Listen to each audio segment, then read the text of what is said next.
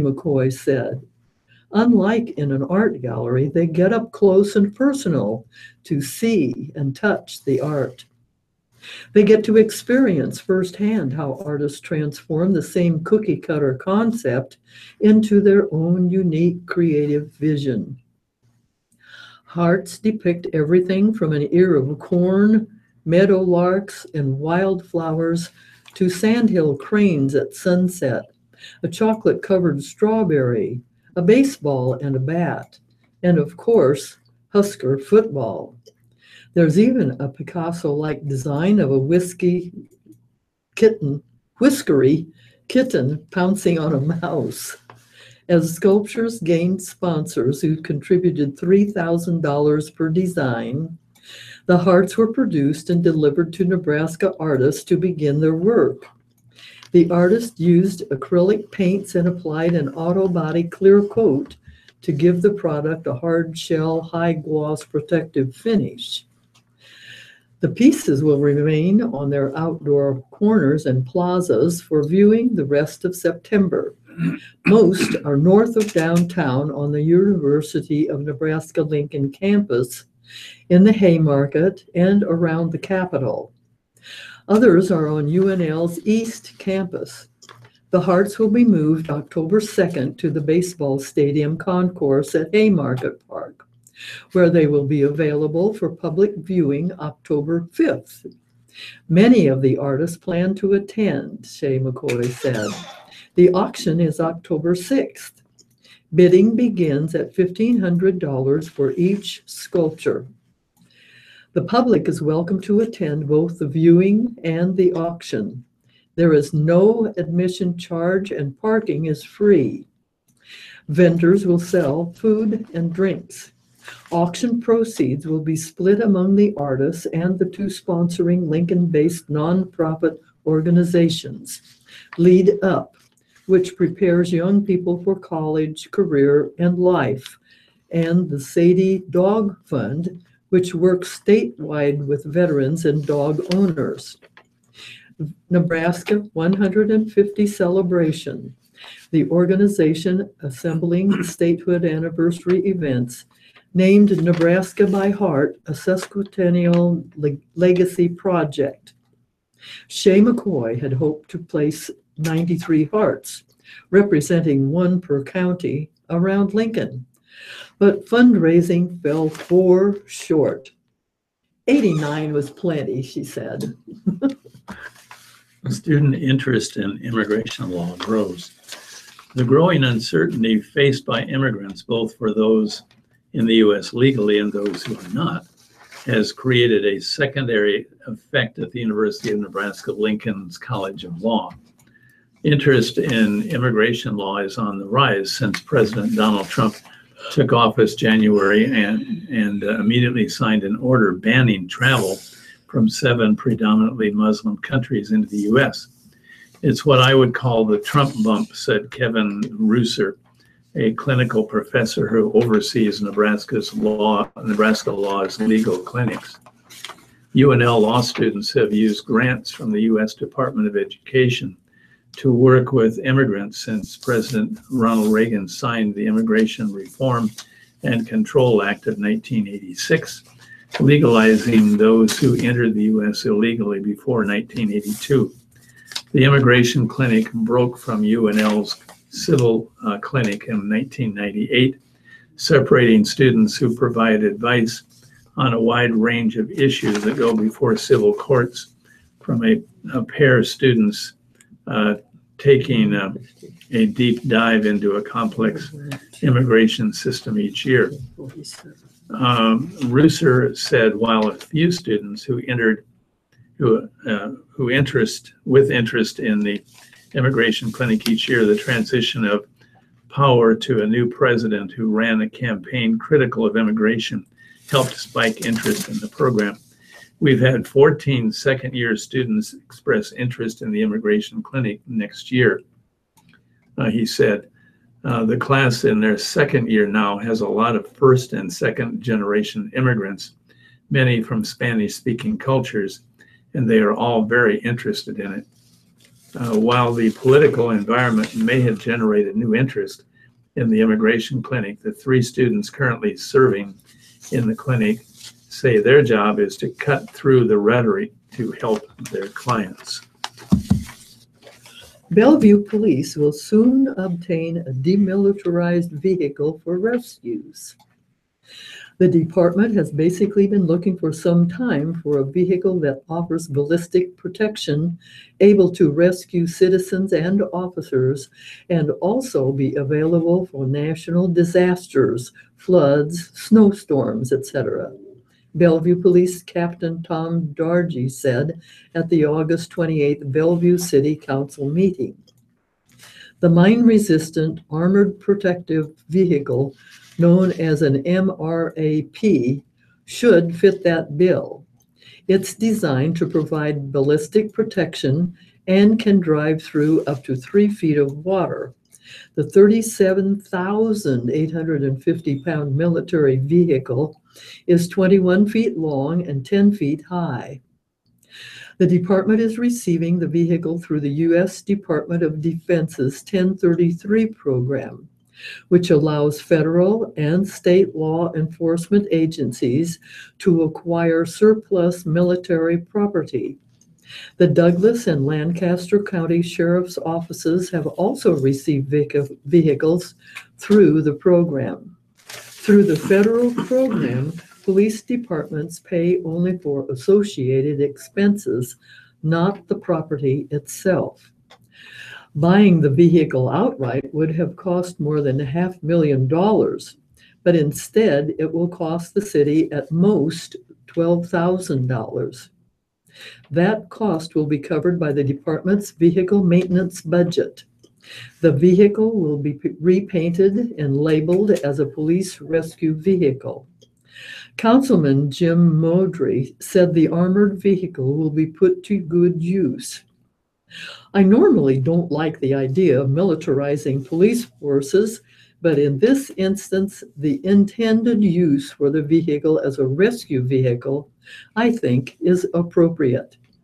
It's not included in the budget, but the cost is small and it's a good deal. The vehicle in no way will be used for military purposes and will not have a weapon mounted on it, said Officer Josh Mars, who also helped coordinate the vehicle's request. If the department could obtain a mobile piece of armor the same size for a low rate, it would get that instead, he said. Okay, here's a story that is headlined simply Hearts of Gold. The moment 2 Nebraska National Guard members pulled the curtain off the new monument Sunday, the rain came, but almost no one in the crowd at Antelope Park moved. They stood gathered for the dedication of the Nebraska Gold Star Families Memorial Monument. The drenched crowd of over 100 people remained still as a wreath was placed in front of the monument and U.S. Army Spec Angie Schroeder stoically sang, "I'm proud to be an American." It was still raining when the American Legion honor team fired off a 3-shot volley salute as a bugler played taps. Only when the dedication concluded did the clouds clear, the sun return, and the crowd file out. The heavy rain came at the conclusion of a solemn dedication ceremony on Gold Star Mother's Day Sunday afternoon, at which Governor Pete Ricketts, Mayor Chris Beitler, and other dignitaries spoke. The newly dedicated black granite monument, which stands outside the Veterans Memorial Garden, honors Gold Star families, those who have lost loved ones in the U.S. Armed Forces since Nebraska became a state 150 years ago.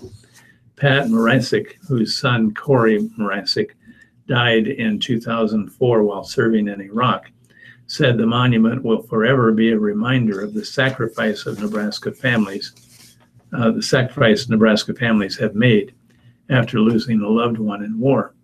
People have said that your loved one is the one who gave the sacrifice, said Marasick, president of Nebraska Gold Star Mothers. While that is true, we have given a big part of our hearts and our lives. Our family dynamic has changed forever. Herschel Woody Williams, the last living Medal of Honor recipient to serve in Iwo Jima during World War II, also spoke at the dedication. The Herschel Woody Williams Medal of Honor Foundation helps fund Gold Star family memorial monuments around the country, with the goal of having one in each state. Nebraska's monument is the 23rd to be dedicated, coinciding with the state's 150th birthday this year. Few of us can understand the effects that the loss of a loved one in the armed forces can have on a family. Williams said, for them, the loss of a mother or father, a son or daughter, or relative that they're close to is a life-changing experience because it continues to affect them every day of their lives. The Lincoln Community Foundation and other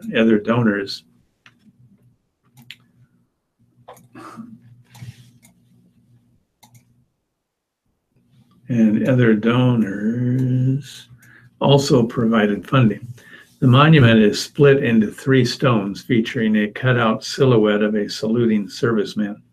On the south side, the 3 stones depict the state capitol, a family reuniting after a tour of duty, and American volunteers in the military. The north side of the monument is faced with gold lettering honoring Gold Star families. Pat Marisick praised Williams for starting the campaign to erect similar Gold Star family monuments around the country. He has a heart of gold, Marisick said.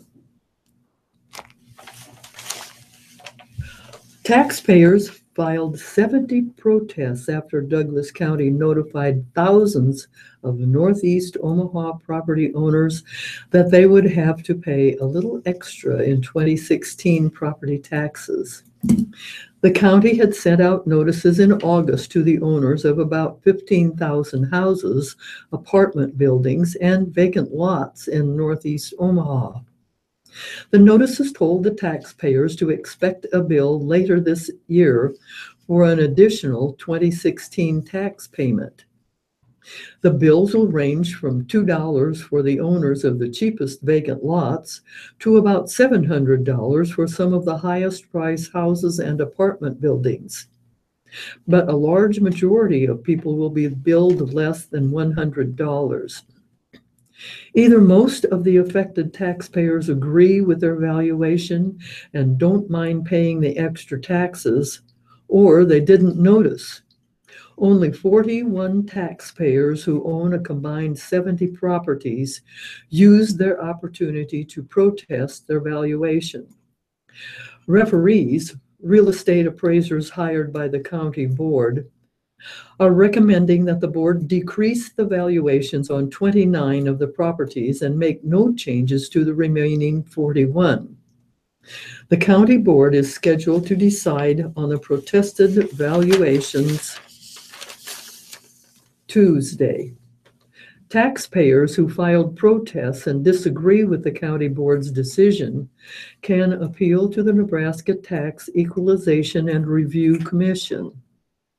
The extra tax bills result from a property valuation dispute between the county board and the commission that was settled by the Nebraska Supreme Court.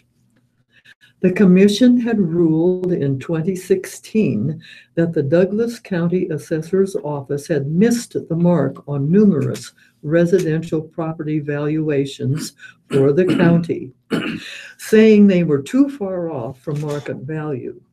Some were too high and some were too low, the commission said. Ordered Douglas County Assessor Diane Battiato to increase valuations by 7% across the board through much of central and west Omaha. The commission also ordered Battiato to decrease valuations by 8% across the board in a large swath of northeast Omaha. The county did as ordered. But the Douglas County Board appealed the ruling to the Equalization Commission and lost. Then the county board voted 7-0 to appeal to the Nebraska Supreme Court. It asked the judges to reverse the increases and decreases and that the commission had ordered. The Supreme Court refused to overturn the increase. But the court agreed with the county board that the commission should not have ordered the decrease in Northeast Omaha. That means the county had to retroactively raise the valuations of the affected homes and vacant lots by 8% for 2016. And that means people who own residential property in most of the Northeast Omaha will get an extra tax bill. In all, it will amount to about $1 million in additional taxes. Health advocates' posters help. A poster with a startling message hangs on the restaurant kitchen wall. Nobody wants to eat your poop. The message is intentionally gross to catch the attention of workers who should be washing their hands, a big concern of the food service industry since it can inadvertently make customers sick. Part of a 5-week educational program, the poster is one of 5 designed by the Lincoln-Lancaster County Health Department to encourage restaurant workers to wash their hands often. The educational program combines weekly messages on posters coupled with a catchy slogan, Take 20, to emphasize the recommended 20-second wash time. The theme came from restaurant managers. When looking at protecting customers' health, a group of local restaurant and food service managers skipped past calibrating thermometers, past proper cooling practices, past best sick time practices.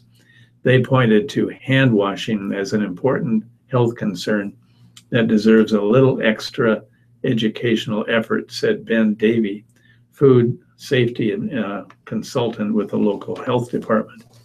One of the cornerstones in food safety hand washing is a simple way to prevent the spread of illness. But consistent hand washing means washing after touching your hair or your nose or handling your phone. It means stopping to wash after you break eggs into a bowl or after working with raw chicken or beef or pork, said Davey, who led the project. It is a simple equation. Well, if your hands aren't clean and you're touching other people's food, you're going to make them sick at some point, says Cindy Schaefer, a supervisor at the Blue Orchid, one of the restaurants that has participated in the special hand washing educational effort. Good hand washing protects against spreading a number of illnesses, but norovirus is one of the most common. Norovirus is a debilitating illness that can kill people with weak immune systems and can put the healthiest person in bed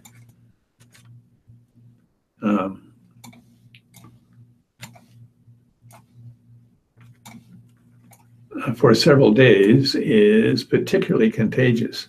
The virus can be found in fecal material even before symptoms show up.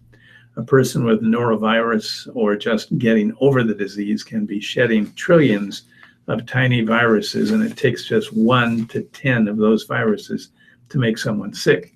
So a food handler who doesn't wash their hands can make hundreds of people sick, said Davey.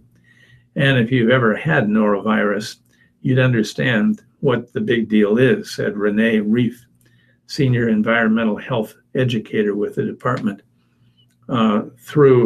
Though everyone knows they need to wash their hands, it is still hard to change behavior.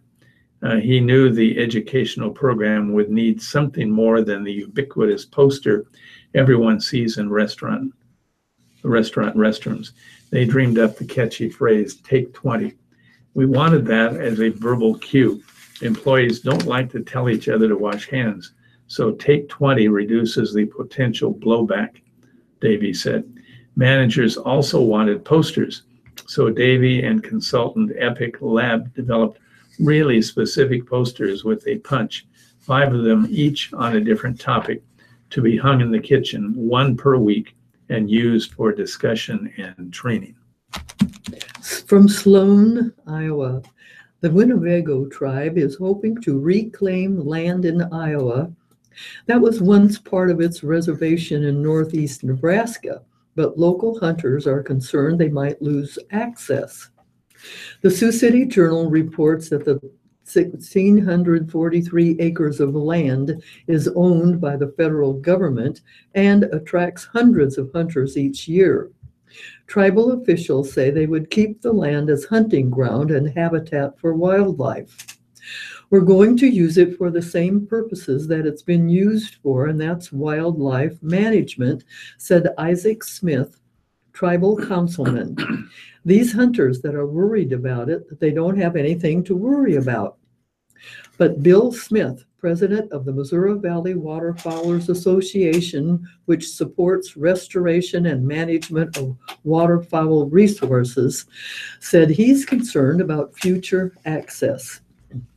What one individual intends or says they're not going to do unless it's written in writing, I don't buy into it at all, Bill Smith said.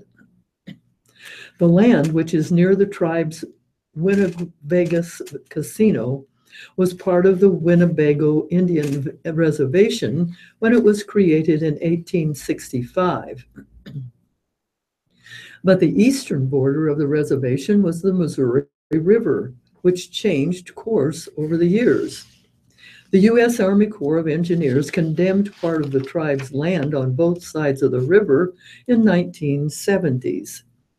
For a planned project, the tribe fought that in court and succeeded in Nebraska, but lost the parcel in Iowa.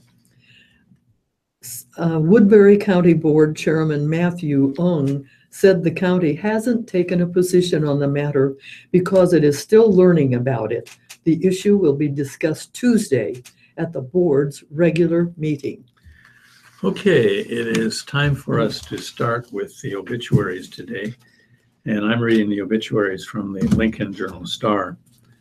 Bartlett, Betty Ann Bartlett, 90, formerly of Lincoln, who passed away at her home in Laguna Woods, California. Bain, David M. Bain, 66 of Lincoln. Memorial service at 11 a.m. on Saturday, September the 30th at Messiah Lutheran Church in Lincoln. And Roper and Sons Funeral Home handling the arrangements.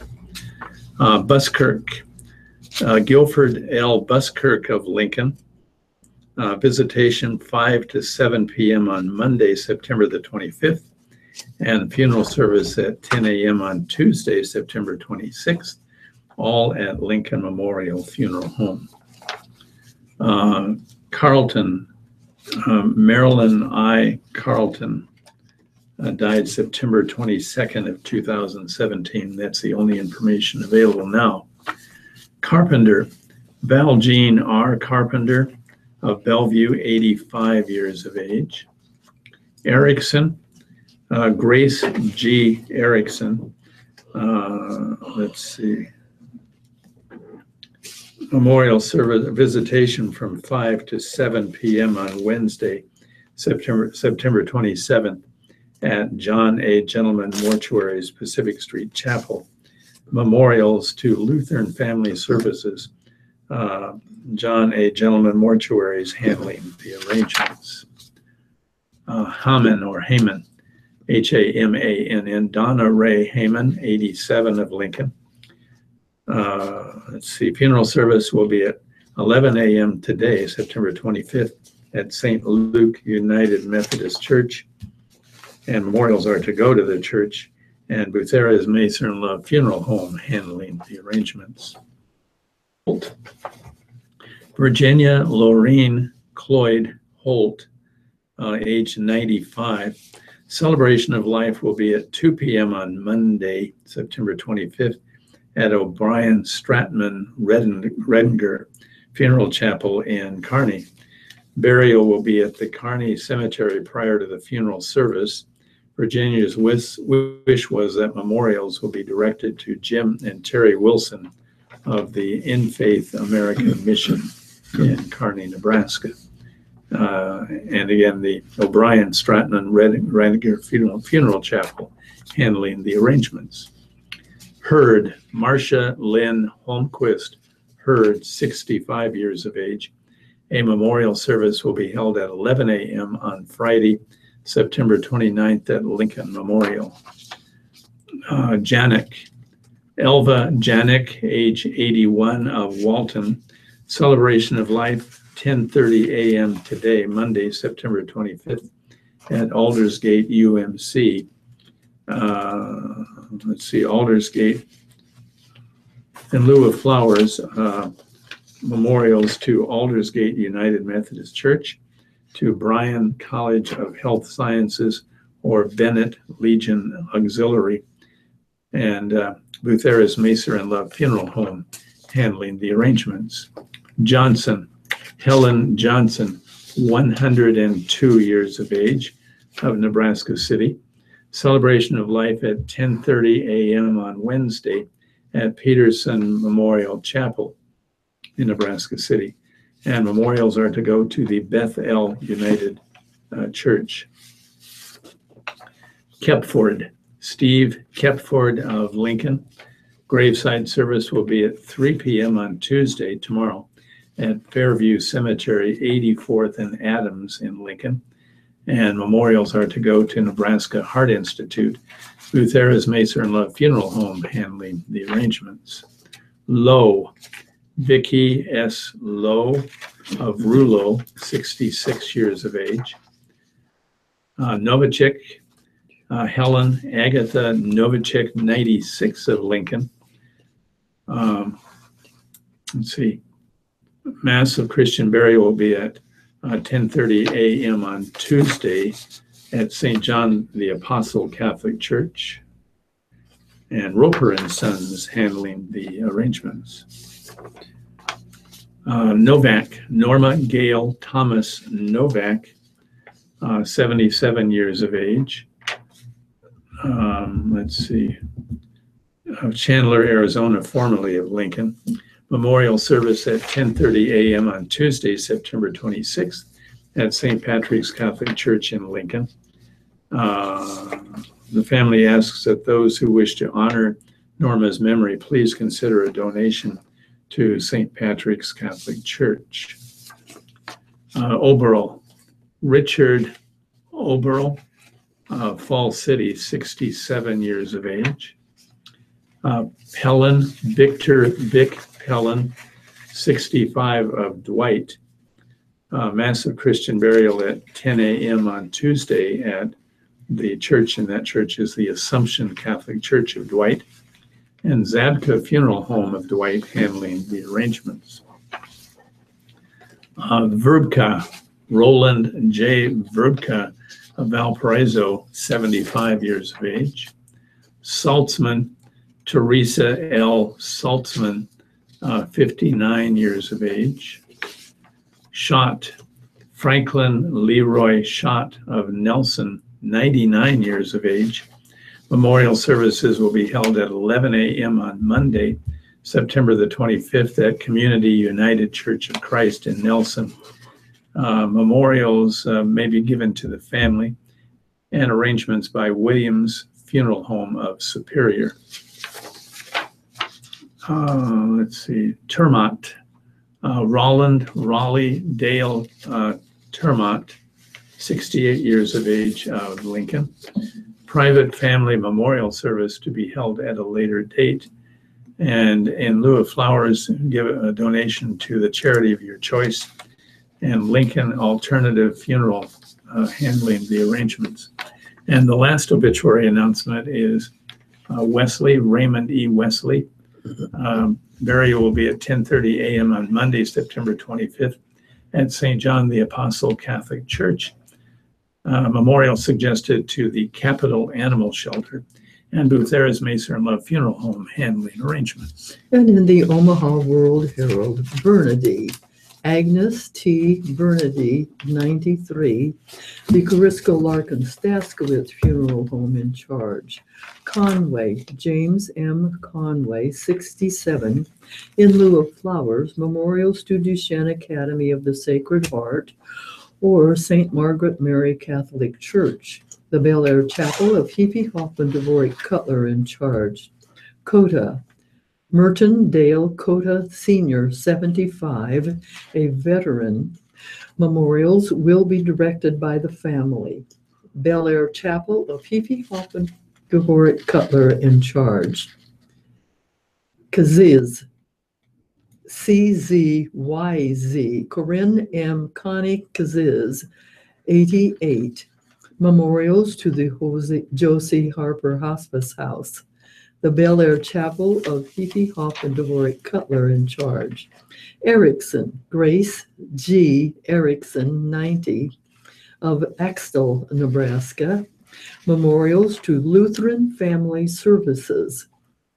The John A. Gentleman Mortuary and Crematory, Pacific Street Chapel in charge. Gottlieb, Boslava M. Slava Gottlieb, 88. Memorials to Lighthouse Baptist Church in Slavka's memory.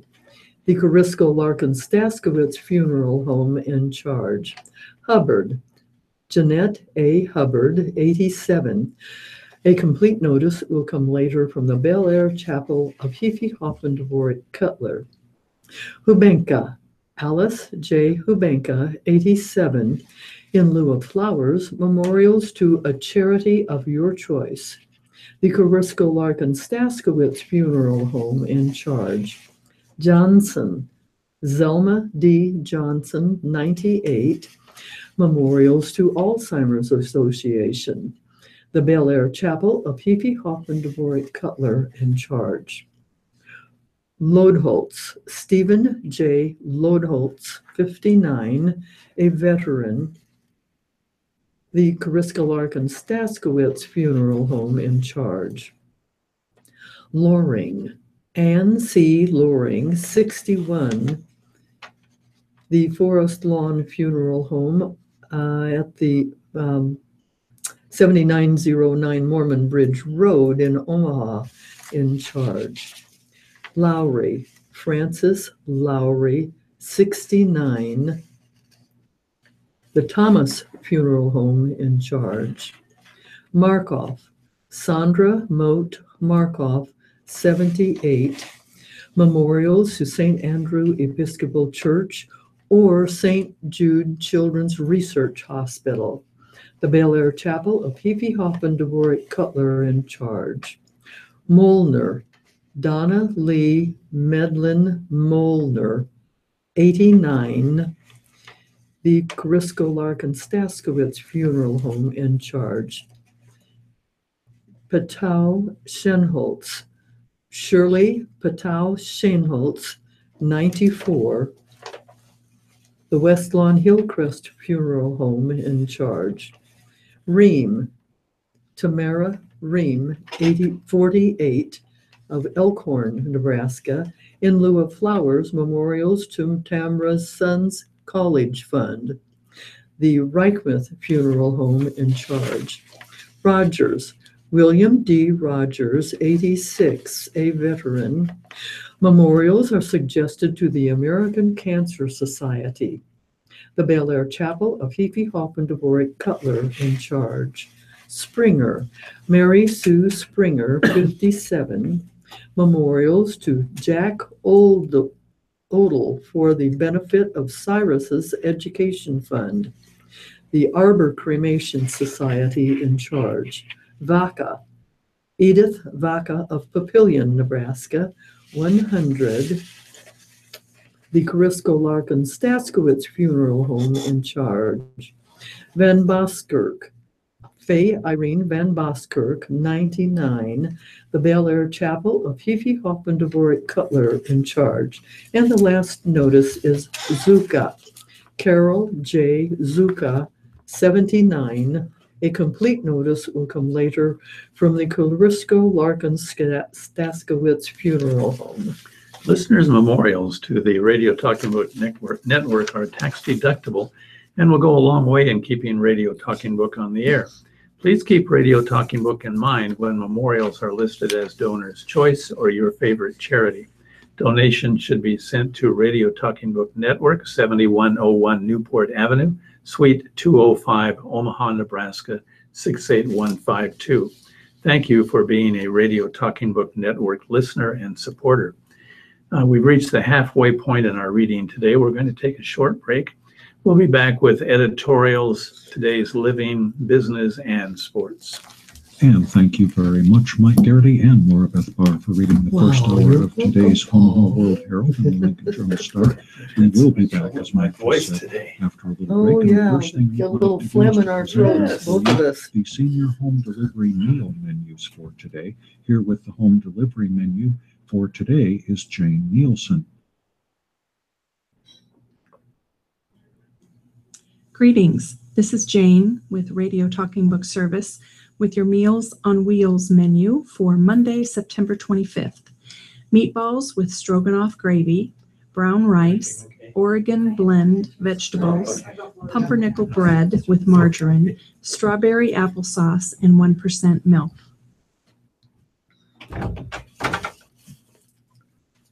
Thank you very much, Jane, for the home delivery menu for today.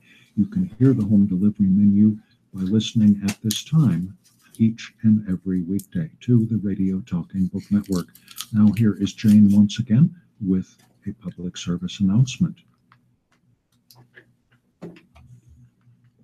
Greetings from Radio Talking Book Service. This is Jane.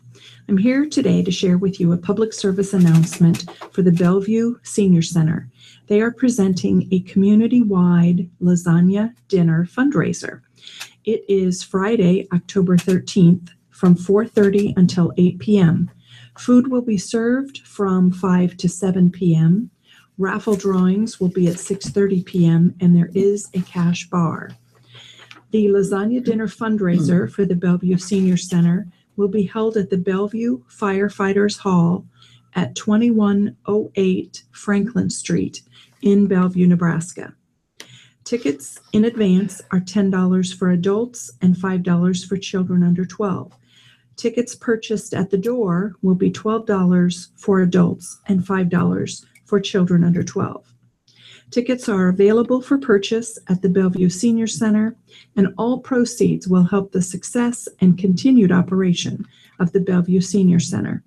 If you would like more information, please call Kathy at the Senior Center, 402-293-3041. Again, this is for the lasagna dinner fundraiser for the Bellevue Senior Center, Friday, October 13th from 4:30 to 8 at the Bellevue Firefighters Hall. For information, contact Kathy at 402-293-3041. Thank you, Jane, for that important announcement. You are listening to the Radio Talking Book Network in Nebraska. We've been proudly serving our blind and visually impaired listeners now for 43 years. The Radio Talking Book Network is brought to you with the cooperation of KIOS-FM in Omaha and statewide through the facilities of NET Radio and Television. Now let's head on back over to our fine readers for the second hour of reading from today's Omaha World Herald and the Lincoln Journal-Star. Here once again are our stars. Let's welcome back Mike Garrity and Laura Beth Barr. Thank you, Paul. And this is Mike Garrity back with the Lincoln Journal-Star and their opinion, their quotes that are representative of editorial material. And the first one we have today is from the University of Nebraska Lincoln Chancellor Ronnie Green, announcing the firing of athletic director Sean Eichhorst. He said, "We need to raise our on-field competitiveness. Competing at a high level is required for the long-term success of Nebraska athletics. We intend to bring in a new athletic director to drive that on-field success." Next quote is from Nebraska football coach Mike Riley, addressing his job security after Eichhorst's firing. "Whatever is swirling out there, it always swirls one way or the other, and you just have to maintain being steady. That's what your kids need to know, is who you're going to be every day when you come to work." Next quote is from Eden Sarazu of North Platte, a native of Guatemala, who was naturalized at Homestead National Monument last Monday. She says, "I've got all of my family here, my husband, my kids. I don't want to get told to go back to my country. My life is here." Next is a quote from Lincoln Mayor Chris Beitler, unveiling a plan to resolve questions about the legality of ride-sharing services such as Uber and Lyft. He says instead of treating people who provide and use ride-sharing as lawbreakers, we decided to step back, make sure our residents were protected, and then take action. Next is from Southeast Community College President Paul Illich on the school's Board of Governors approving a 21% levy increase to pay for new construction projects after a bond issue was defeated. He says, under the authority we have as a community college, we do not have authority to ask for construction dollars through the state. We're going to work within our authority to start making progress. Next is UNL's Green and additional budget cuts to prepare for reduced funding in the future. He says, how to budget through a downturn in the state economy at the same time you have this momentum and this growth that is happening at the university. That's the challenge we have. Next is Lincoln Senator Patty Pansing Brooks on a clash over mandatory minimum sentences. What we're doing is quibbling about whether we trust the judges and want to go forward and give them that authority to set the standards, or whether we just want to mandatorily say every case is the same and have a broad brush painting what happens. And finally, this from Lincoln resident Tonya Chandler, who rode out Hurricane Irma on the island of St. Thomas. She says you start to prize ordinary things. A little bit of soap, being able to flush a toilet, hugging people you never knew before. And the editorial in the Omaha World Herald, testimony before Congress and analysis by the General Accounting Office continue to show troubling concerns with U.S. combat readiness. The Senate's Defense Authorization Bill, passed last week, contains many sound concepts, but forward by the Armed Services Committee, including on the readiness issue.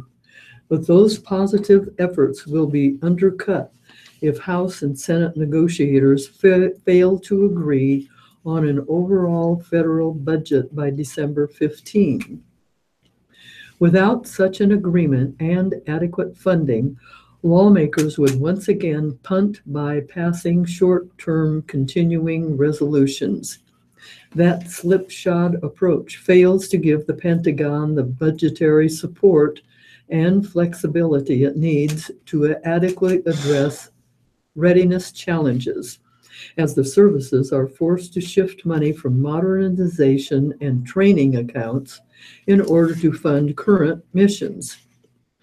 At a hearing last Tuesday, members of the Senate Armed Services Committee underscored Congress's failure to provide reliable funding for readiness. Admiral John Richardson, Chief of Naval Operations, testified about recent naval accidents, cited one indicator that action is needed to remedy readiness concerns. In August, the Navy's Surface Fleet and the Marine Corps' aviation units took the extraordinary step of standing down in the face of safety concerns. Over the past 3 years, at least 185 service members have lost their lives in non-combat accidents. Among the current readiness problems, Air Force, mission-capable rates, the metric by which the Air Force measures how much of its fleet can fly or fight for other missions at any given time, are trending downward slowly but steadily, the Air Force Times reported this year. Joe found that the Air Forces face a shortage of more than 1,500 pilots and 3,400 maintenance crew members. Army, 1/3 of the Army's brigade combat teams, units of about 4,500 soldiers needed at the start of a major conflict, are not at acceptable levels of readiness. Should a major conflict erupt, Guard and Reserve units would likely be needed to fill the gaps. So having adequate readiness levels of those forces should also be a priority. Navy. Surface ships completed only 28% of scheduled maintenance on time from 2011 through 2014. Aircraft carriers completed only 11%.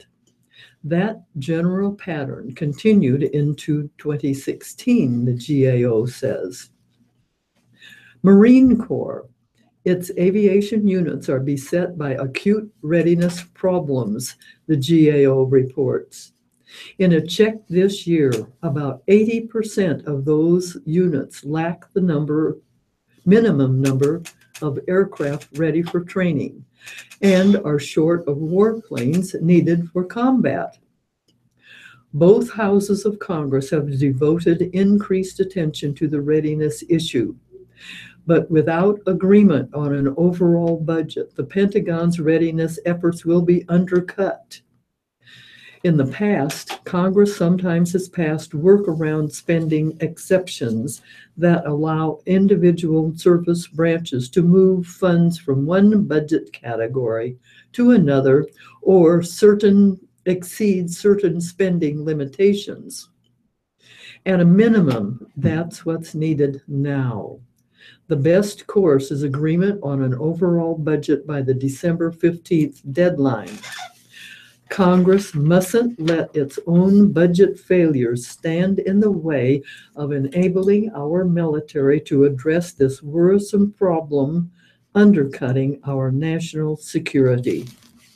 Okay, I'm going to read part of a syndicated column. It's written by Clarence Page, and it's rather lengthy, so I will cut it down. Too much intolerance is the headline. If they disagree with what you say, about half of America's college students believe they have the right to prevent you from saying it. That's just one of the eye-opening, jaw-dropping findings in a stunning new survey conducted by John Villasenor, a senior fellow at the Brookings Institution and a public policy professor at the University of California, Los Angeles. The survey in late August of 1,500 undergraduate students at four-year colleges found that 51% thought it was just fine for a student group to loudly and repeatedly disrupt a very controversial speaker who is known for, quote, making offensive and hurtful statements so the audience cannot hear him or her. And 19% thought it was okay to use violence to shut down an offensive speaker. You will recognize those scenarios if you paid much attention to what's been happening on campuses like Yale, Berkeley, Middlebury, and Claremont, McKenna, among others, in recent years. Indeed, my conservative critics may be tickled to hear that I, too, received a taste of this bitter medicine at the University of North Carolina last year, where the Black Student Union disrupted and delayed the town hall on race relations that I was leading in order to read off a list of grievances and demands.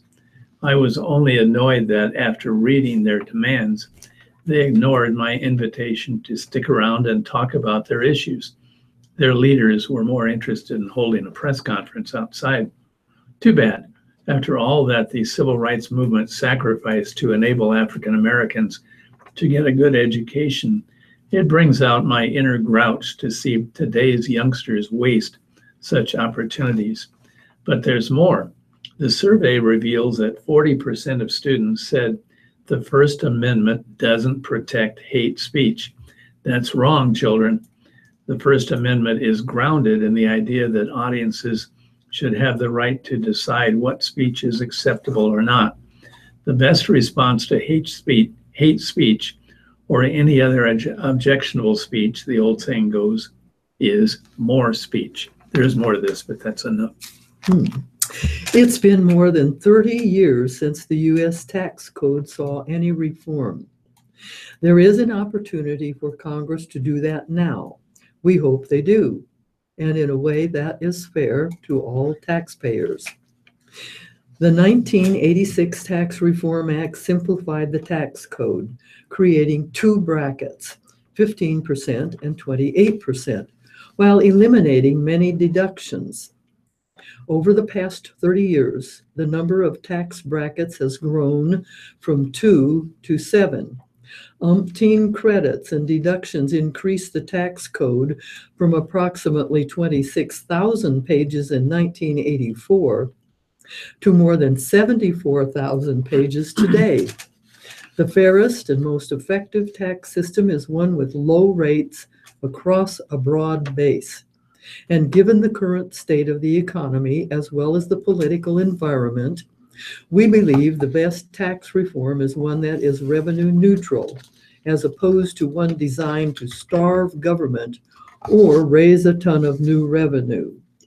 The recovery from the financial crisis and the recession is 8 years old. The economy does not require stimulation. What's needed now is a plan that promotes saving, investment, and growth. Simplification of the tax code is a logical first step. The current system has too many tax brackets and far too many credits and deductions.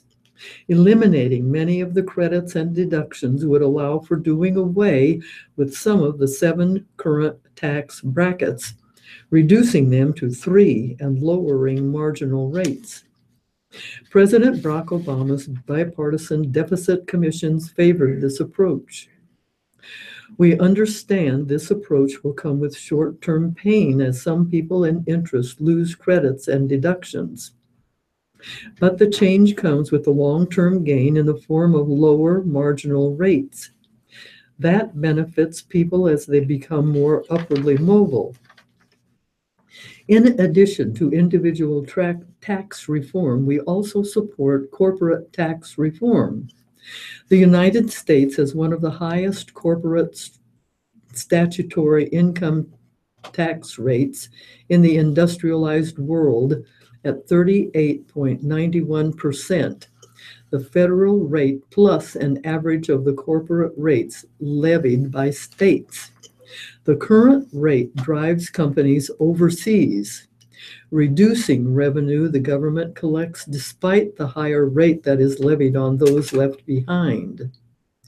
A lower corporate rate, along with closing loopholes and eliminating many of the business tax credits and deductions, as well as firm enforcement of the law, would keep companies here and produce more government revenue. Opportunities for comprehensive reform of the tax code do not present themselves often. With a stable economy, low unemployment, and low inflation, President Donald Trump and Congress have an excellent opportunity to provide the country with much-needed reforms to the tax code.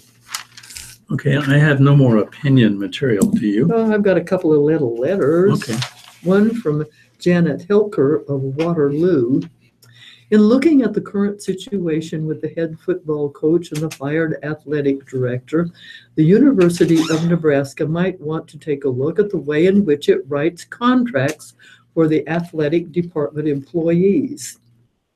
The school is still paying Bo Pelini $128,009 a month until February 2019. And now will pay fired athletic director Sean Eichhorst $1.7 million. Maybe it should find a good attorney to look over these contracts with the huge buyouts that kick in when we fire coaches and athletic directors before we make any new hires. And a letter from Janet Phipps of Papillion. I am blessed to have a grandson who started running cross country this year. Never having been to a meet before, I was not sure what to expect. Oh, these kids are amazing. We love to go and cheer him on with much enthusiasm. Cheer on all the other runners as well. It's a great event to attend, and if the opportunity becomes available, I would encourage anyone to go and support these fantastic young people. You will be impressed when you watch these kids and see the camaraderie and enthusiasm they have for each other and for other schools' teams. It's refreshing to watch so many wonderful kids coaches, and families supporting one another. From the start line to the finish line, it's beyond exciting. If you have any questions when you get to the meet, others are more than happy to assist you. Bring a chair, sit in the shade, and be prepared to be impressed. Remember, cheer loud and strong for these great athletes. They deserve it. Okay, let's move on now then to today's living and entertainment. And I like to read Ask the Doctor's column by Robert Ashley. And he says in the headline today, he says, a test for ovarian cancer is not effective. Dear doctor, how effective is the CA-125 blood test at detecting ovarian cancer? Because ovarian cancer is diagnosed so late, wouldn't it make sense to screen women with this test at the same time they get their pap smears? And Robert Ashley says, as you point out, ovarian cancer is often diagnosed when the disease has spread far beyond the ovaries. Only 15% of the time is it detected while confined to one of the ovaries. 17% of the time it has spread to local lymph nodes, and 61% of the time it has spread distantly. Each year, nearly 14,000 women in the United States die from the disease. Many people logically think that screening for CA-125 could help reduce those numbers. After all, CA-125 is a glycoprotein that is elevated in 85% of ovarian cancers, and blood levels of it are used as a marker for the efficacy of ovarian cancer treatment. But let's look at the data. In a 1996 study in the United Kingdom, 22,000 women over the age of 45 underwent annual CA-125 tests for 3 years. Those with a CA-125 level greater than 30 also had an ultrasound of the ovaries. Of the 767 women who had a measurement greater than 30, 49 were ultimately diagnosed with ovarian cancer. The authors determined that the test was able to detect ovarian cancer in only 3.1% of cases. Although an elevated CA-125 was linked to an increased risk of ovarian cancer, the majority of women with elevated numbers did not have ovarian cancer. This high false positive rate has been seen in multiple other studies of CA-125. The fact is, this glycoprotein is elevated in 1% of healthy women and can fluctuate during the menstrual cycle. Women with fibroids in the uterus, endometriosis, cirrhosis of the liver, and other cancers also may have elevated numbers. To further evaluate the efficacy of CA-125, in 2011, U.S. researchers conducted a trial involving 78,216 women ages 55 to 74. Half received yearly CA-125 tests for 6 years, plus pelvic ultrasounds, and half received usual care. While there was a slight increase in the diagnosis of ovarian cancer in the screening groups, there was also a minimal increase in the death rate in that group, possibly due to the investigation of false positive tests. That's not to say some women won't benefit. A 2013 study in the UK found that women with a genetic predisposition for ovarian cancer, such as those with BRCA1 or BRCA2 mutations or Lynch syndrome, benefited from CA-125 screening with the addition of ultrasound.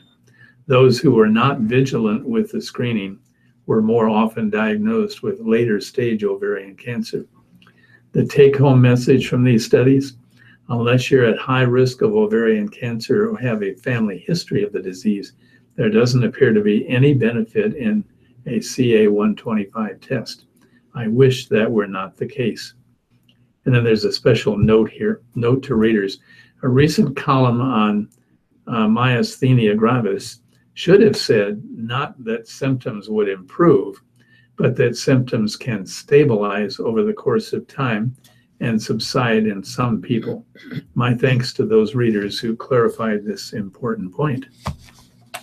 From Los Angeles, all of the Law and Order franchise have featured plots and storylines that were, as executive producer Dick Wolf describes it, ripped from the headlines.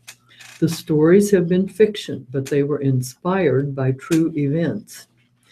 In the case of his latest NBC series, Law and Order True Crime: The Mendez Murders, the storyline comes from the years of headlines surrounding the arrest of Lyle and Eric Mendez in 1989 for the shotgun murder of their parents through their sentencing in 1996. The 8-episode offering, scheduled to start Tuesday, takes a dramatized look at the brothers' trial on national TV for brutally killing their parents in Beverly Hills. Wolf is the executive producer, but the series was written by executive producer-writer Renee Balser and directed by another executive producer, Leslie Linka Gator.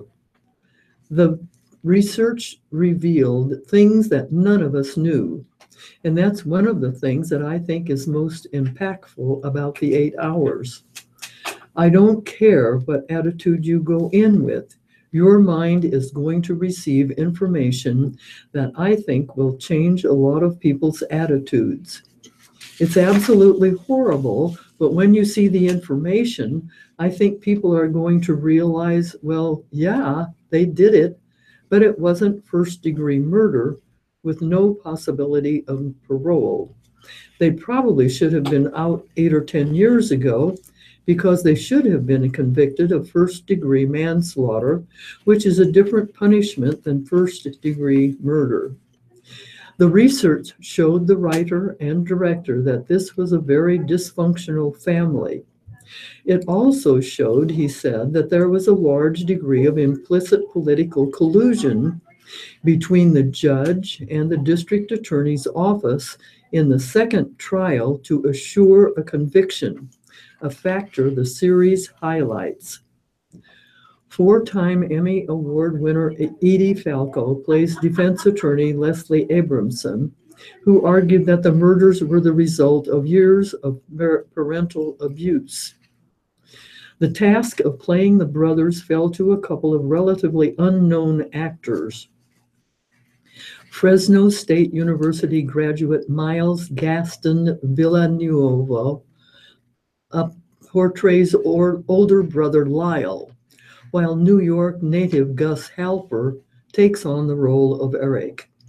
Neither actor was old enough to remember the Mendez case when it was making all those headlines. Neither Halper nor Villanueva spoke with the Mendez brothers before, during, or after the filming. Okay, here is Amy Dickinson's column, Ask Amy. A headline today, HOA rules may make for a scary Halloween. Dear Amy, my husband and I live in a medium-sized townhome community in a large city. We have a homeowners association, HOA. We've had no issues with the HOA up until now.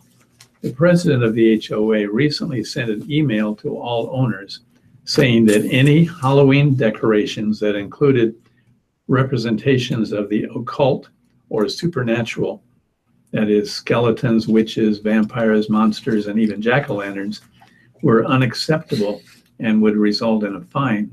The only decorations permitted would be of a general fall theme and not Halloween related.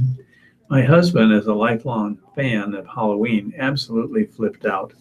He replied to the email, told them they were overreaching and that their religious preferences are not our problem. They responded that he will be fined if he breaks the rule, and that the rule is meant to preserve the aesthetic of the exterior of our homes and doesn't have to do with religion. Over the last week, he purchased every tacky Halloween decoration he could find.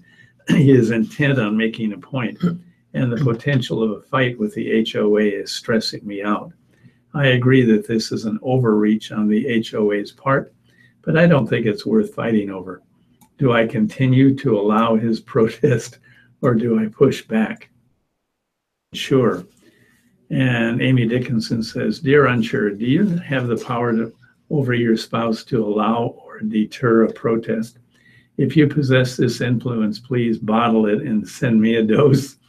Many HOAs can control the color of your home, what plantings or fencing you are permitted to use, and many seemingly trivial aspects of the outside look of your home that seem to me like a basic trampling of a person's freedom to exercise their own bad taste at their own home. However, this is the life you two have signed up for.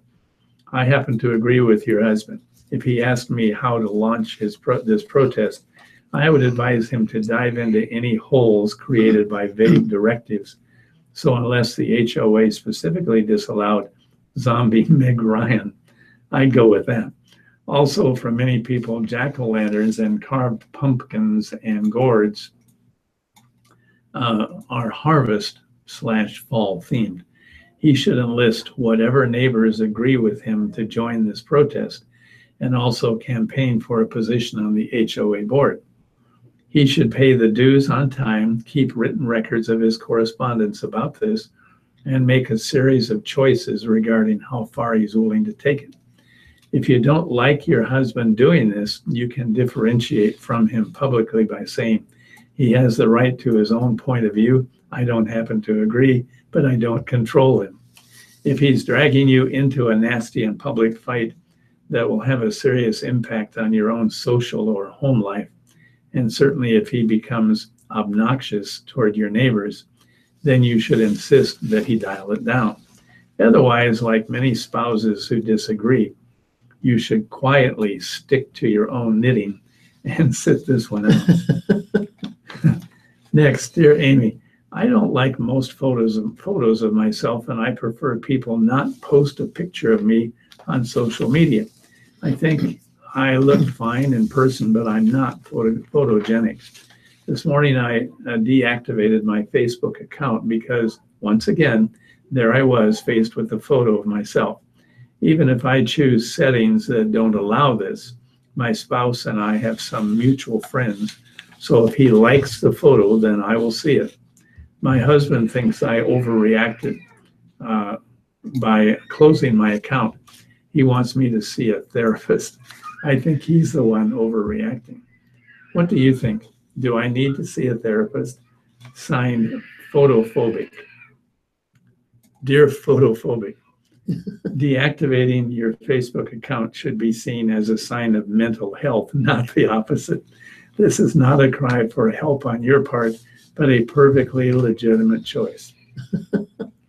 And finally, dear Amy, a disconnected father reported that his teenage son had rejected him because he corrected the boy on his foul language. For a father who wants to be connected to his 17-year-old son, he sure isn't working very hard. If my son decided to drop me from his life, I'd spend every weekend necessary at the kid's door. Signed, Rad Dad. Dear Dad, Disconnected was making some efforts, but he seems stuck on the original incident. I agree with you that he should try harder to connect. From New York, if at first you don't succeed, try again, especially if a baby is watching. Children around 15 months old can become more persistent in pursuing a goal if they've just seen an adult struggle at a task before succeeding. The results suggest there may be value in letting children see you sweat. Showing children that hard work might encourage them to work hard too, researchers conclude in a report released Thursday by the journal Science. The babies in the study didn't simply imitate what the grown-ups did. They faced a different challenge, showing they had absorbed a general lesson about the value of sticking to a task. Researchers at the Massachusetts Institute of Technology conducted 3 experiments that included a total of 262 children aged 13 months to 18 months with an average of 15 months. The basic procedure was this. 2 groups of children first watched a researcher remove a rubber frog from a clear plastic container and also unhook a keychain from a metal ring with a hinged side. For one group, the researcher succeeded only after 30 seconds of appearing to struggle to figure out how to do the task. For the other, success came easily within just 10 seconds, and she demonstrated the answer 3 times in 30 seconds. In both cases, she narrated what she was doing. Look, there's something inside of there. I want to get it out. Does this work? No. How about this? After seeing the adults solve the challenges, the babies were shown that a felt-covered box that could play music, and they were encouraged to turn the music on. The box had a large red button to press, but it was inactive. The question was how long the children would persist in pushing the button. Across the 3 experiments, children consistently pressed the button more often if they'd seen the researcher struggle than if she had solved her task easily. In one experiment, for example, they pushed it an average of 23 times after seeing her struggle, but only 12 times if the researcher had not displayed much effort. That smaller number is about what other babies did if they were just handed the cube in the first place without seeing an adult fiddle with anything.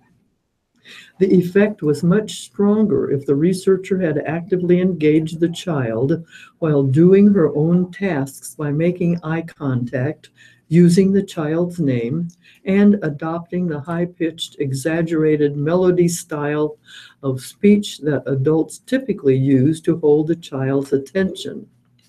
Results show such young children can learn the value of effort from just a couple of examples, said study senior author Laura Schultz. Okay, here is, Marie McIntyre is back, the workplace coach.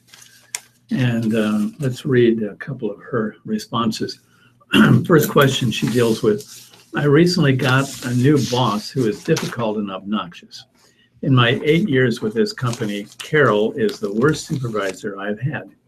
Ever since she arrived, she has treated me unfairly and underestimated my abilities.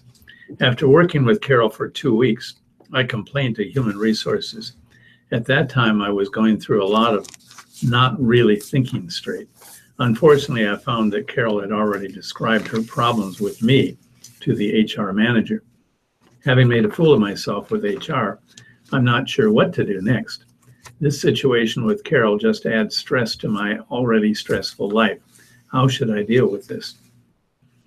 And Marie McIntyre says, well, Carol may not be the boss you would choose. She is unfortunately the boss you have. As you recently discovered, complaining to management about a new supervisor can easily backfire and make a bad situation worse. If you had been thinking clearly, perhaps you would not have been so hasty. At this point, you seem to have 2 choices. If working for Carol is truly unbearable, you can always decide to look elsewhere. In that case, it's time to polish up your resume and begin networking. But if you wish to keep this job, try to repair the relationship by acknowledging your mistake and attempting to correct her first impression. For example, Carol, I want to apologize for the comments I made to Human Resources. That was a very stressful time in my life, so I'm afraid I overreacted. My hope is that we can put this event behind us and start over. What could I do to better meet your expectations? If Carol is a mature manager, she will welcome this overture and forgive your lapse in judgment. But if she refuses to give you another chance, the job search is always an option. Next question. Before every holiday weekend, my wife's employer tells the staff that they can leave at 2 p.m. on Friday if their work is caught up. However, my wife has never caught up because her inbox is always full of client emails. She has 40 years of experience and is the top agent in the office. On the other hand, the lazy millennials goof off all day and don't have much to do, so they always get to leave early. My wife is ready to quit over this slap in the face. What do you think about this? And Marie McIntyre says, I think this guy is extremely predictable. So I wonder why your wife doesn't simply anticipate his holiday season routine and act accordingly. If her boss sends this email before every holiday, she should either make plans to empty her inbox or tell him why she can't. As the top salesperson, your wife undoubtedly has some leverage. If she explains that ongoing communication with her many clients makes catching up impossible, he's likely to understand. But if her manager is truly obsessive, then the wisest course would be to work on that backlog well before the holiday. She might also work on adopting a kinder attitude toward the younger generation. From St. Andrews, New Brunswick, a surge of parasitic sea lice is disrupting salmon farms around the world. The tiny lice attach themselves to salmon and feed on them, killing or rendering them unsuitable for dinner tables. Meanwhile, wholesale salmon prices are way up, as high as 50% higher than last year. That means higher consumer prices for everything from salmon fillets and steaks to more expensive lox on bagels.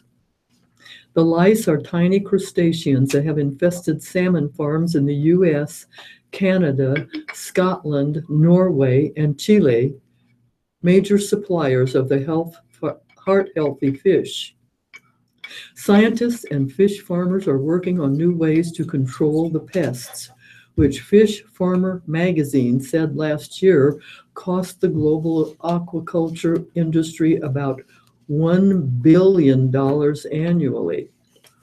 So far, it has been an uphill struggle that is a threat to a way of life in countries where salmon farming is a part of the culture. Our work has to be quicker than the evolution of the lice, said Jake Elliott, Vice President of Cook Aquaculture in Blacks Harbor, New Brunswick. Experts say defeating the lice will take a suite of new and established technologies, including older management tools such as pesticides and newer strategies such as breeding for genetic resistance. The innovative solutions in use or development include bathing the salmon in warm water to remove lice and zapping the lice with underwater lasers. The lice can grow to about the size of a pea and lay thousands of eggs in their brief lifetime. Farmers worldwide consider sea lice the biggest threat to their industry and say the persistent problem is making the fish more expensive to consumers. Farmed salmon was worth nearly $12 billion in 2015, according to the Food and Agriculture Organization of the United Nations. The only hope is to develop new methods to control the spread of lice, which are present in the wild but thrive in the tightly packed ocean pens for fish farming, said Sean Robinson, a scientist with the Canadian Department of Fisheries and Oceans. Okay, here's kind of an odd story. I'll read a little bit of it. Luca Libra's patron saint turns 100. This is from Mexico. You may have never heard the name Rodolfo Guzman. I haven't. But his silver-masked alter ego, El Santo, was a larger-than-life presence in professional wrestling rings, in comics, and on the silver screen, helping popularize Mexico's Lucha Libre around the world and entering the pantheon of pop culture icons. Lucha Libre wouldn't be what it is today if it weren't for El Santo, said Roberto Chimizu, art director of the Old Toy Museum in Mexico City. And for us Mexicans, El Santo is a figure of rectitude, of integrity, and dedication. He represents every virtue. Even as Mexico remains in shock from this week's devastating earthquake, The country has been quietly marking Saturday's centennial of the birth of El Santo, or the Saint. On Friday, his son, also a pro wrestler who wears a silver mask and goes by El Hijo del Santo, or El Santo's son, hosted a mass in memory of both his father and the victims of the quake. And we'll get to the sports now. No rust in return for setter Dimke. This is volleyball. The first whistle shrieked across the gym to signal the start of Sunday's match, and the reigning Big East Player of the Year immediately felt right at home. Senior setter Linda Dimke missed Creighton's last two outings with a twisted ankle. She was on crutches when CU lost to Iowa State on September 16, and she was limited in practice last week. But once the action began Sunday, she settled back in, barking out play calls, covering her ground defensively, spraying pinpoint sets across the court, and dumping a few kills of her own. Dimke led the team with 43 assists and 18 digs, adding 7 kills and an ace to help number 15 Creighton earn a 25-20, 23-25, 25-19, 25-16 victory over Villanova in front of 1,667 at Sokol Arena. It really was like we never lost, honestly, Junior Winters said. We got right back into the swing of things. It was great to have her back. Said Dimke, it was like riding a bike. For good portions of Sunday's match, that was true. The Jays hitters were smashing high-velocity strikes off Villanova's back line and pinpointing tips into vulnerable zones. And even if the Wildcats managed to lunge to keep a rally alive, they were often unable to set up their own attack. Winters had a season-high 18 kills. Senior Wilkinson finished with 13. Junior Cloth and sophomore Ballinger had 11 apiece. But Creighton wasn't always sharp in other areas. It opened the second set with 3 service errors in the first 11 points. Villanova 7602 recorded 2 aces during that span. It had 5 by the end of the second set, which it used to establish some temporary momentum. I thought Villanova in the first 2 games won the serve and pass game, and that is something we really pride ourselves on winning, said Kirsten Booth, who earned her 300th victory as Creighton's coach. The aces were something that I think probably angered the team just as much as it angered the coaches. The Jays, 9-4 and 2-0, eventually figured out and adjusted to Villanova's serving patterns. Their net defense seems to become more disruptive as the match went on. And with Dimke on the court, Creighton was able to sustain its relentless offensive assault. CU used an 8-4 run to take control of the third set. After tying the fourth set 4-4, it never trailed again. Dimke played an integral part in all of that. She said it hadn't been easy to sit on the bench and watch. She is used to never leaving the court, getting her hands on the ball almost every time it crosses onto CU's side. But she had to heal. She accepted it. The short time away ended up enhancing her focus. It really makes you sit back and think, wow, I'm really blessed to get to play, she said. It's a different experience, and you really do take it for granted when you don't have that adversity. It just made me appreciate the game a little bit more. I hope you're as interested as I am to find out what columnist Stephen Sipple thinks about the excitement going on down at Nebraska Athletics. So here goes. his column today. Husker ties not a must for AD job is the headline. Things I know and things I think I know. Trev Alberts is intriguing as a potential candidate to be the next Nebraska athletic director. In fact, the former Husker football great intrigues me more than anyone else on the Husker ties list. Not that I think Husker ties should be a prerequisite for the position. An excellent leader with the right mix of attributes for the job could quickly ascertain the advantages and disadvantages of the Nebraska athletics landscape. Sean Eichhorst, fired Thursday, never seemed to gain a strong grasp of the terrain after being hired in October of 2012 from Miami of Florida. His recent bungling of the Black Friday matter showed a clear disconnect with rank and file Husker fans. That said, Nebraska would be short-sighted to limit the scope of its AD search to only those who've had direct ties to the athletic department. For one thing, doing so wouldn't necessarily guarantee a good fit. You remember Steve Peterson, right?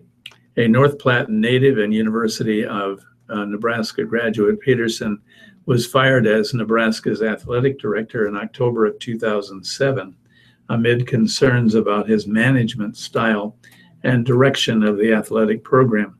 A 45-14 homecoming loss to Oklahoma State was the end.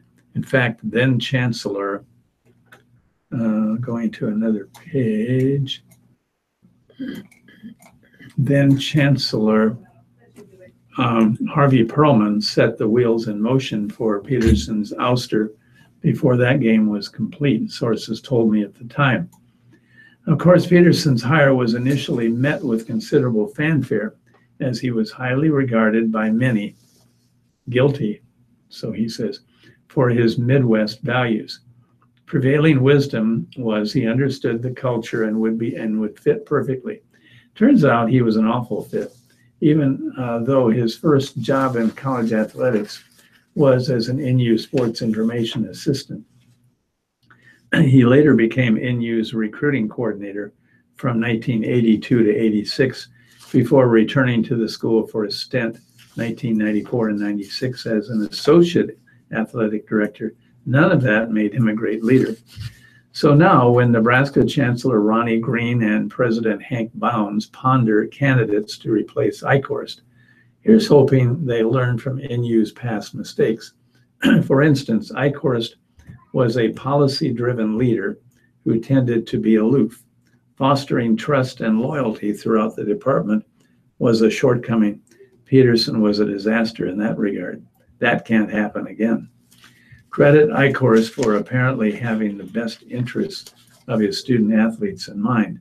His coaches, well, his foremost detractors would tell you he led a department that didn't exactly put a premium on allowing coaches to use their experience and know how to create the most competitive environment possible. In short, NU became a bit soft in some areas. So no surprise that Green, in announcing Eichhorst's dismissal, said repeatedly Nebraska needs to raise its competitiveness. Although hindsight tells us Eichhorst lacked the right mix of attributes for the Husker job, I didn't hear that cry when his hire was announced, but he had been Miami's athletic director for fewer than 2 years, his only stint as a Division I AD. As for Alberts, he's been the AD at Nebraska Omaha since 2009 and oversaw a 4-year transition to Division I athletics, a move that's been a financial challenge to say the least. Bounds has gotten involved with tough questions for UNO leaders. Alberts has had to make tough decisions and learn to lead under challenging circumstances. Fire makes iron, right? And remember, the guy had 3 sacks and 3 quarterback hurries in the 1994 Orange Bowl, playing with a bulky cast on one arm. He's a member of the College Football Hall of Fame. He's revered by Husker fans. It guarantees nothing, but maybe helps, right? He possesses the sort of big-time presence that captivates a room. He should get a long look as a candidate. I suggest patience during Nebraska's search for an AD. I would be surprised if a hire is made by November 1st. Regarding Husker quarterback Tanner Lee's struggles, recall offensive coordinator Danny Langsdorff's cautionary words August 28th, 5 days before the opener. Yes, Langsdorff said at the time, NU coaches have high expectations for the junior transfer, but to say, well, he's a first rounder, it's a sure thing. I think that's kind of silly until he plays some games, the coach said. Full disclosure, I rode the hype train. Lesson learned. Yeah, right. Central Florida 38, Maryland 10. But you knew that. Bush gets through smoke on the way to win. Multi-car wreck takes out competition at New Hampshire and shakes up playoff standings ahead of the cutoff race. This is auto racing. Kyle Busch saw little but billowing white smoke that engulfed the track and blinded enough drivers that it caused a wreck that sunk his toughest competition. In his number 18 Toyota, the driver nicknamed Rowdy knew there was only one way to handle the sudden pollution: drive through it. Bush slinked around through the smoke clouds formed in the multi-car crash on the backstretch and dominated the rest of the way to win Sunday at New Hampshire Motor Speedway. That was pretty intense, Bush said. That was some Days of Thunder stuff over there. You couldn't see anything. He held on and saw Victory Lane celebration for the third time this season. Bush earned a berth in the second round of NASCAR's playoffs and took his customary bow on the track. He even stuck a bag of M&Ms on the claws of Loudon the lobster, the 18-pound crustacean given to the race winner. Bush, who won from the pole, put together a complete effort once the derailed race leader and fellow Toyota driver Martin Truex Jr. Truex, who won the playoff opener at Chicagoland, and Bush both earned automatic spots in the second round. Kyle Larson and Brad Keselowski advanced on points. Truex led 112 laps until his run ended in the accident, though he rallied to finish fifth. The playoff standings were shaken up in the wake of the multi-car wreck, which sent playoff drivers Kurt Busch and Kevin Harvick to the garage. Harvick's car was hit by Austin Diller on the last lap of the second stage. Harvick spun and smoke billowed over the track, leaving drivers almost blinded to the traffic ahead. Busch, Harvick's teammate at Stewart-Haas Racing, slammed into Harvick. Truex backed up to straighten himself out and instead suffered left rear damage when he smacked another car. Kurt Busch, the Daytona 500 champion, will likely have to win the next week at Dover to advance to the second round. It's all in. We'll go there with everything we've got like we have been, he said. Harvick, the 2014 series champion, had accumulated enough playoff points that one DNF shouldn't cost him a spot in the top 12. Larson and Keselowski also advanced on points to the second round of the playoffs. Austin Dillon, Ryan Newman, Kurt Busch, Casey Coney are the bottom four drivers in the playoff standings. Larson was second in both New Hampshire races this season. New Hampshire is called the Magic Mile, and Speedway Motorsports, Inc. made its fall race disappear. This was the last time the track will hold two Cup races, as the September date will move its 2018 to Las Vegas Motor Speedway, another SMI track. Up next is the first cutoff race at Dover. Truex won this race last season. Jimmy Johnson's win in the spring race this year was his 11th at the track. I don't think I have any time left, but I'll just say I've this. got a little tiny Go ahead. short. Go ahead. It's 12 o'clock. I guess we don't, either of us have any time. I don't get to talk about this boy hit by a foul ball at the Royal Sox game is okay. That's good. That's what I was going to read. So have a wonderful week. And join us again next week, please. Thank you very